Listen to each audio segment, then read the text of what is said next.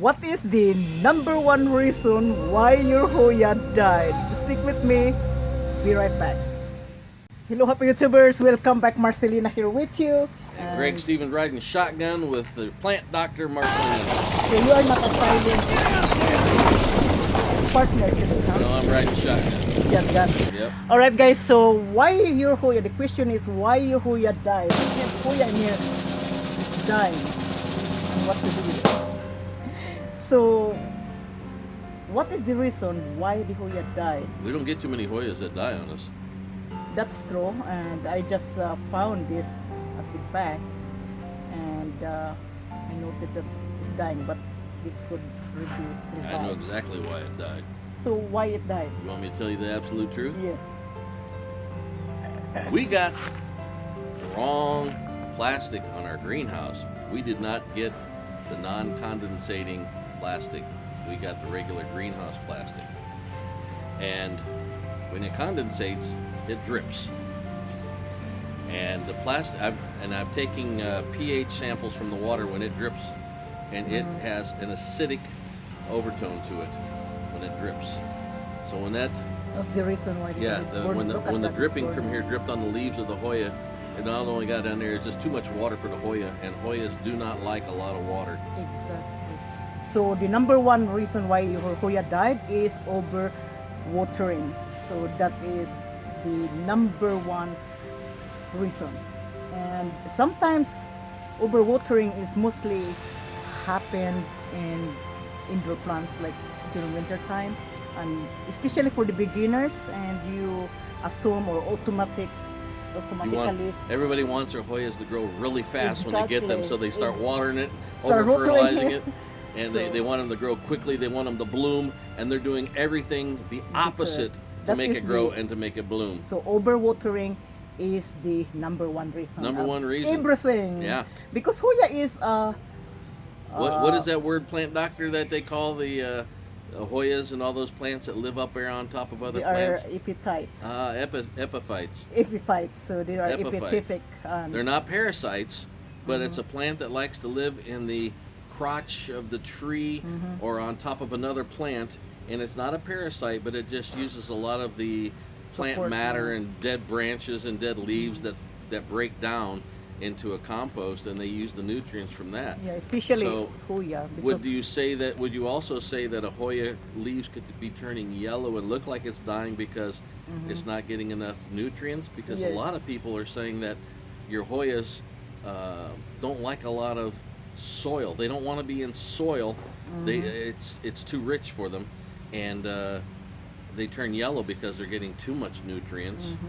And so what type of a Not too much substrate? nutrients. What type of a substrate do you recommend for Hoyas? So I would recommend this one because it's almost like if you guys grow orchids, and orchids love less soil, and this is for the orchids. This is great and great for Hoya. As you can see, I will show it to you. Is this bark? Look at Almost that. like a mulch. Look at that. So this is amazing. But it's mulch with, it's got perlite in it. It has everything in it. So this is great. So It says right here. Look, read right there. What does that say and on I it? cannot because I have no glasses. You have glasses with you. It's so- got aged pine bark, horticulture charcoal, perlite, limestone to adjust the pH, and yucca extract. So that's why it is great. So this is great for Hoya if you are growing Hoyas, and mostly for beginners. They have, the number one problem of beginners, frequent problem is overwatering, and they have this problem yellowing of the leaves because if it is too much water, what will happen if it is too much water? So the roots cannot. roots rot. The root It rot. gets root rot, and it's sitting in cut off stagnated oxygen. water. So use this one. So the deadly combination that Hoya would die is the overwatering plus moisture retention in the soil, and also no holes of the container. So look at this. Yeah, you gotta have really fast draining substrate, and that's what this stuff does. You put the water in, it runs out of there almost immediately right to the bottom. It doesn't hold a lot of moisture, just a little bit for it. Yeah, so this is the Hoya Princess, guys, that almost died. And when I noticed it, it was because the greenhouse was dripping condensation, and it drips down. And Greg Stevens said, like, do you have holes at this pot? I said no, because what it is, It's a pot sitting inside of a pot. The pot inside the pot. Now I put a little bit of, I should have something in the bottom like pebbles or hydrotons, but I just place it here because I monitor the Hoya. Now, when I found out, I realized that the Hoya was declining. The leaves is a little bit mushy and it was dying. I said, I got to save this plant. So what I did, so I revived the plant within few weeks. I take out from this pot and I removed some of the soilless media, and then I place it in front of the electric fan in the greenhouse to dry it out. Yeah. Now it's a little bit bitter, as you can see, it's bitter. So I took cuttings, and I want to show you here. I took cuttings just in case if the mother plant died. So I have this Hoya. So It look looks at better that. than the mother. So as you can see, I did not water the plant. It's a little bit in the dry side, and it is better. I'm telling you, it's better under watering than over watering. Now, how about the yellowing of the leaves? What other causes of yellowing of the leaves? Because it's not just the Hoya, it's all of the plants. Yeah. So yellowing of the leaves is also a sign of nutrient deficiency. If you look at the Hoya, they are foliage, basically, and you want to increase the nitrogen production. So if your Hoya is not getting enough nutrients, so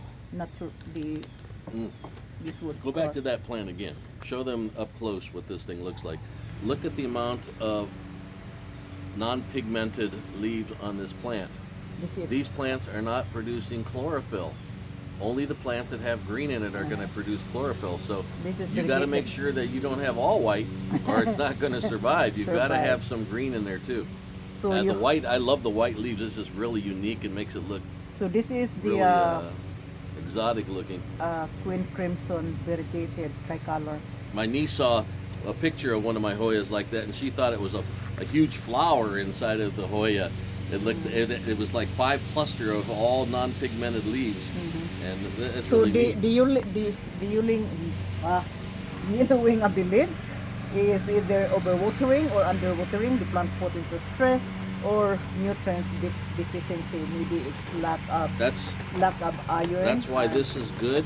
This bark, it decomposes and breaks down and adds the nutrients that the Hoya needs.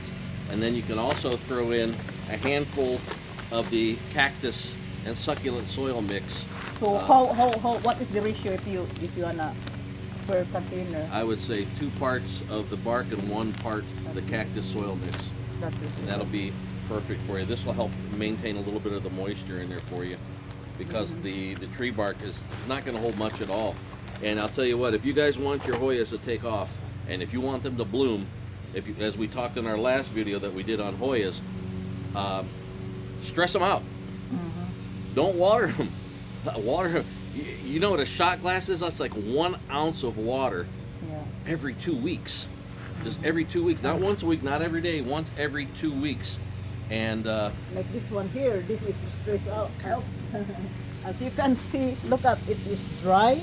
very dry. So that's why it's producing, This one's just finishing finishing flowering. flower. It took like This is our two weeks, this is our carnosa. Carnosa. She's just at the tail end of her bloom. She just bloomed here. So if you want a cutting from 150 years old, check the description This is below. a 150-year-old carnosa because it was a cutting that was given to me by my sister, and she got it from my mother. My mother got it from her best friend. Her best friend got it from her mother, and her mother got it from her grandmother.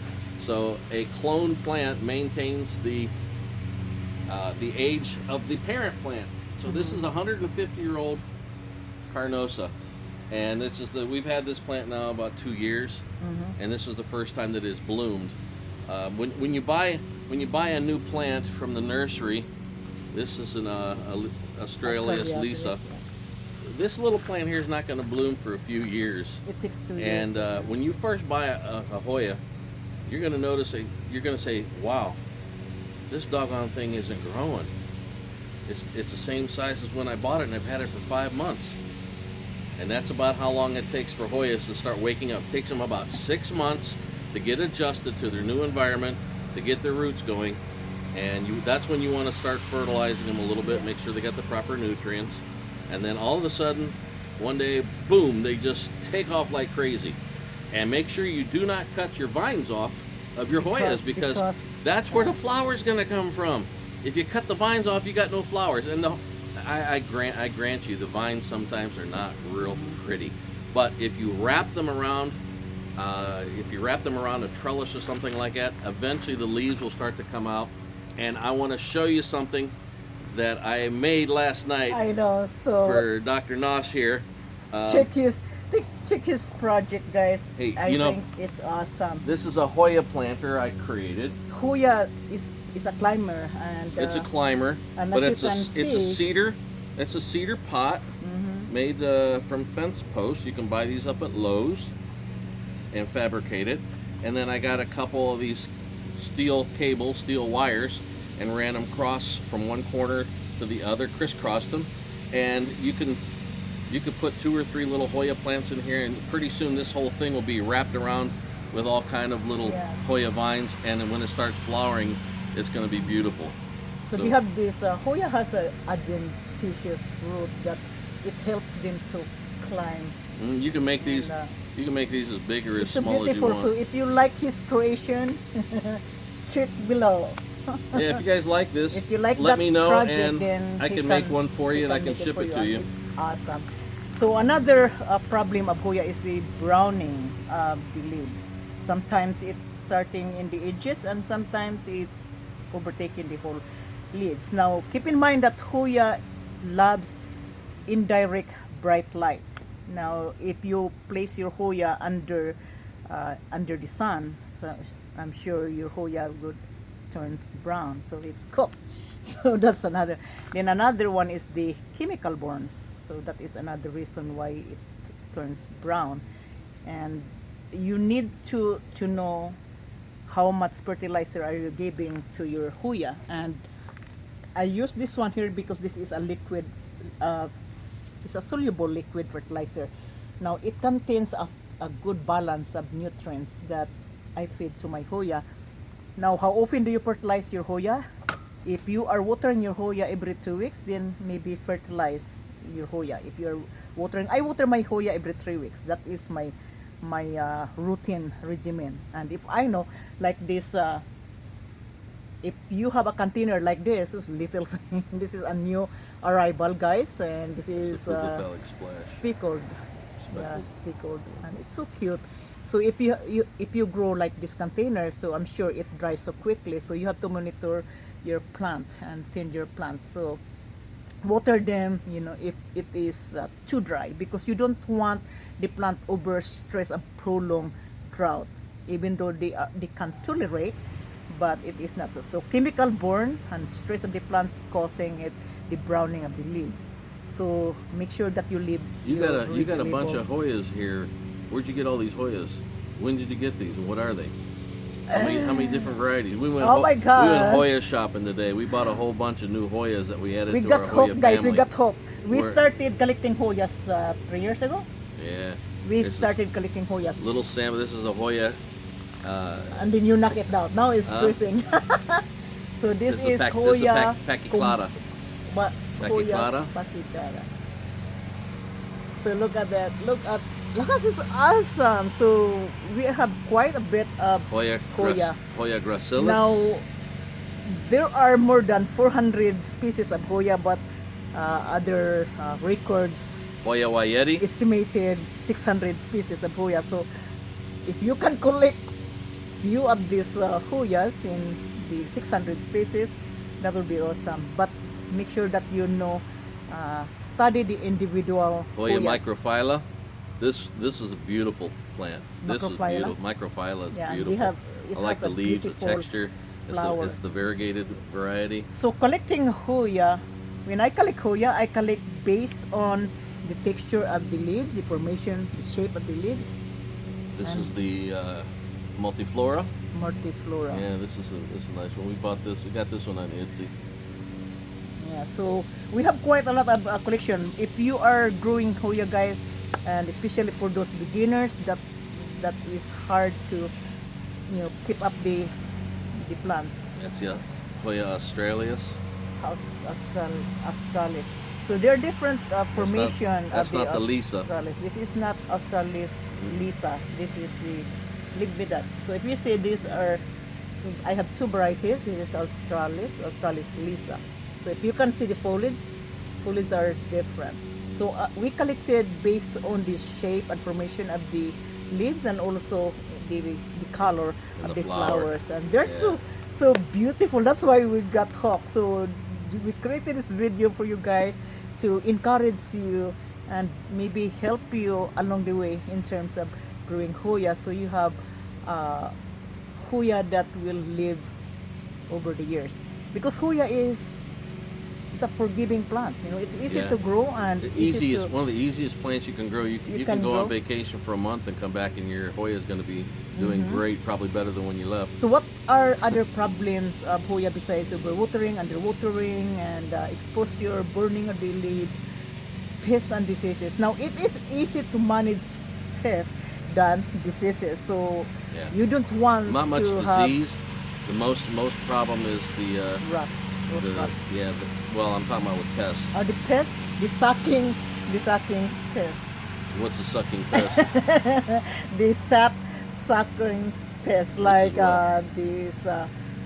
We don't have, except I noticed one. I noticed yesterday I was doing, so the mealybugs. So the insects that mostly attack to Hoya, guys, are aphids and mealybugs And look under the and leaf. That's where spider they mites. hide. They hide So under the what leaf I and in have the crotch. noticed here, I found that I said my Hoya is something look different, and I look at it like it was not happy. So I look at it, I said, oh, I found a white in there. So that was mealybug. It wasn't controllable because like few, you don't You can want pick, the you just mealybug pick them off because with your fingers. mealybug could spread over time, and if you don't tend right away, it would kill your plants in the process. So what I did, you can use neem oil.